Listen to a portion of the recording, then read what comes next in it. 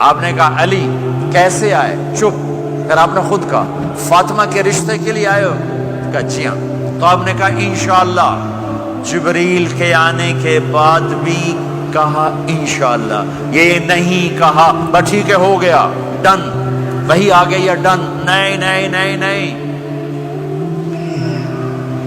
آپ اٹھ کے گھر چلے گئے، علی باہر نکل گئے، باہر صحابہ کھڑے تھے، کہنے لگے کیا ہوا؟ علی کہنے لگے انکار ہو گیا۔ وہ کہنے لگے کیسے؟ کہ کچھ کہا ہی نہیں۔ عبد الرحمن بن عوف کہنے لگے کچھ کہا تھا؟ کہ انشاءاللہ کہا تھا۔ کہ بس پھر ہو گیا ہو گیا۔ یہ انشاءاللہ کیوں کہا؟ ہاں کیوں نہیں کی؟ آپ گھر گئے، کس کو بلا رہے ہیں؟ فاطمہ۔ کون؟ جنت کی عورتوں کی سردار، حسن حسین کی ماں۔ جنت میں نور کی چمک اٹھے گی، جنتی پوچھیں گے یہ نور کیسا ہے؟ کہا جائے گا اوپر کی جنت میں علی و فاطمہ مسکرائے ہیں، ان کے داندوں کے نور سے جنت جگمگائی ہے۔ آپ نے کہا بیٹی فاطمہ علی کا رشتہ آیا ہے، ہاں کر دوں؟ اللہ اکبر اللہ اکبر۔ کیا فاطمہ نے انکار کرنا تھا؟ کیا فاطمہ نے انکار کرنا تھا؟ بیٹی علی کا رشتہ آیا ہے، ہاں کر دوں؟ بیٹی فاطمہ ہو، رشتہ علی کا آیا ہو، اوپر سے جبریل آ چکا ہو، باپ محمد مصطفیٰ صلی اللہ علیہ وسلم ہو، اور پھر وہ جا کے پوچھیں ہاں کر دوں؟ میرے بھائیو مجھے نہیں پتا یہاں معاشرت کتنی کو بدلی ہے، لیکن ہمارے ہاں بیٹیوں سے نہیں پوچھا جاتا، اور دیہاتوں میں بچوں سے بھی نہیں پوچھا جاتا، بات تیرا کر دیتا ہے ہن بھاویں تو من یا نہ من۔ تمہاری بیٹی کا حق ہے کہ وہ کہے میں کروں گی، میں نہیں کروں گی۔ تمہارے بیٹے کا حق ہے وہ کہے میں کرتا ہوں، میں نہیں کرتا۔ اللہ کے واسطے ماں باپ سے کہتا ہوں جبر مت کرو، جبر مت کرو۔ بچوں سے کہتا ہوں اللہ کے واسطے لو میرج کے چکر میں مت پڑو، یہ دھوکہ ہے، یہ خواب ہے، یہ خواب ہے۔ زندگی اخلاق سے گزرتی ہے، شکلوں سے نہیں گزرتی، شکل و صورت سے نہیں زندگی گزرتی، اخلاق سے گزرتی ہے۔ دو واقعے اوپر نیچے ہوئے، ایک خاتون میرے پاس آ کے پھوٹ پھوٹ کے رونے لگی، کہا مولانا میرا خامد کھربوں پتی ہے، اربوں پتی نہیں کھربوں پتی ہے، اور زبان اتنی گندی ہے کہ مجھے اس نے زندہ مار دیا ہے۔ اور چند دن کے بعد ایک نوجوان ملا، کہا مولانا زندگی کی ہر دولت موجود ہے پر میری بیوی کی زبان بہت گندی ہے، میرا گھر برباد ہو کے رہ گیا ہے۔ ایک جگہ عورت کی تیزی نے گھر کو آگ لگائی ہوئی ہے، ایک جگہ مرد کی تیزی نے گھر کو آگ لگائی ہوئی ہے۔ گھروں کی آبادی اچھے اخلاق سے ہوتی ہے۔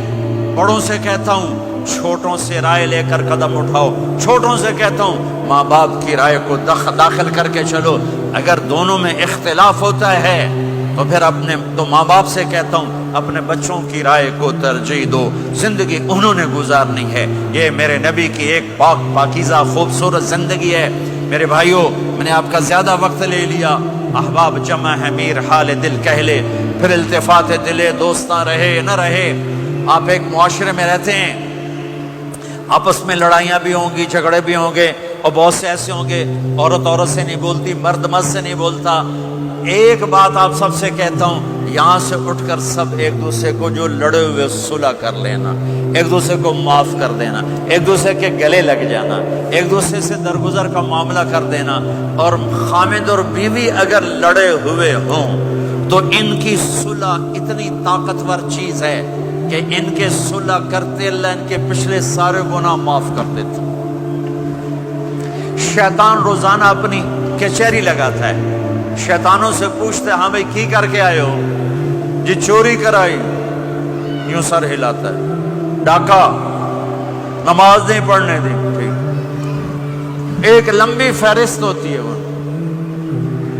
ایک لنگڑا شیطان کالا جا پچھو کھلو کے آندا ہے، استاد جی میاں بیوی نو لڑایا کا پتر شاباش تو اگاں آ جا آ جا آ جا آ جا آ جا، اس کو گلے لگاتا ہے، اس کو پاس بٹھائے، اور کمبخت تو یہ ہے اصل کام۔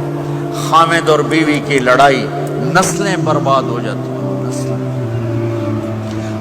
ہر کلاس میں ٹاپ کرنے والے لڑکے نے 2 دفعہ خودکشی کی کوشش کی، ماں باپ کی لڑائی، ماں باپ کی لڑائی۔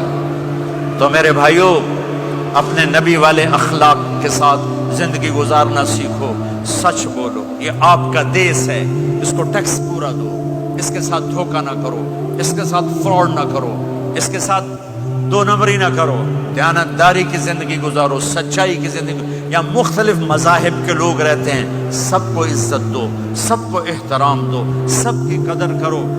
کون اللہ کے ہاں سہاگن ہے یہ تو موت کے بعد پتہ چلے گا، لیکن تمام کو احترام دو، تمام کو عزت دو۔ ایک غیر مسلم کا جنازہ گزرا، میرے نبی کھڑے ہو گئے، غیر مسلم کا میرا نبی کھڑے، کہا یا رسول اللہ یہ مسلمان نہیں، آپ نے کہا انسان تو ہے، انسان تو ہے، اب اس کے احترام میں کھڑے ہو گئے۔ تو بھائیو، تمام اہل مذاہب کو عزت دو، احترام دو، تو انشاءاللہ